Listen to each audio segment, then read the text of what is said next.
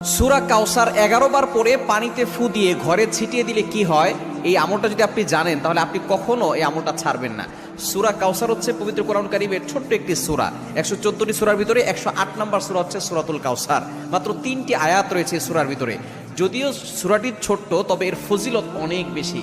আপনি যদি সূরা কাউসার 11 বার পড়তে পারেন, কিভাবে আমল করবেন আমি বলে দিব, তবে কি কি উপকার পাবেন সেটা আমি বলে দিচ্ছি। নাম্বার 1, 1 নাম্বার হচ্ছে এই আমলটা করার মাধ্যমে আল্লাহ তাআলা আপনার ঘরের সকল অভাব দূর করে দিবেন। দ্বিতীয় নাম্বার হচ্ছে আল্লাহ পাক রব্বুল আলামিন আপনার ঘরের ভিতরে বরকত দান করবেন।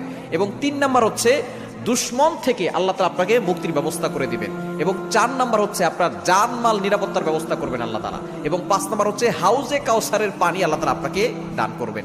কেননা এই সূরা কাউসারের ভিতরে ইন্না আতাইনাকাল কাউসার, হাউজে কাউসারের ব্যাপারে আল্লাহ পাক রব্বুল আলামিন বলে দিয়েছেন যে এটা নবী সাল্লাল্লাহু আলাইহি ওয়াসাল্লামকে আল্লাহ তাআলা হাদিয়া দিয়েছেন হাউজে কাউসার। একমাত্র আমাদের নবীজি সাল্লাল্লাহু আলাইহি ওয়াসাল্লাম তার উম্মতদেরকে হাউজে কাউসারের পানি পান করাবেন, যা সাদা হচ্ছে দুধের থেকেও বেশি সাদা এবং মধুর থেকেও বেশি মিষ্টি। একবার যে পান করবে 500 বছর ধরে তার কোনো পানি তৃষ্ণা লাগবে না। এটা আপনি কিভাবে আমল করবেন?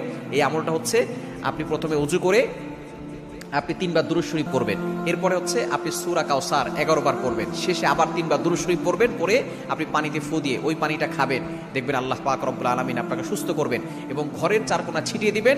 ওই ঘরের ভিতরে অভাব থাকবে না, ঘরের ভিতরে অভাব দূর হয়ে যাবে, বরকত চলে আসবে এবং দুশমন কোনো ক্ষতি করতে পারবে না। কেননা এই সূরাটা এমন সময় নাজিল হয়েছিল, নবীজি সাল্লাল্লাহু আলাইহি সাল্লামকে যখন কাফেররা গালি দিয়েছিল, যখন তার সন্তান দুনিয়া থেকে বিদায় নিয়েছিল, তখন বলেছিল মুহাম্মদ হচ্ছে নির্বংশ।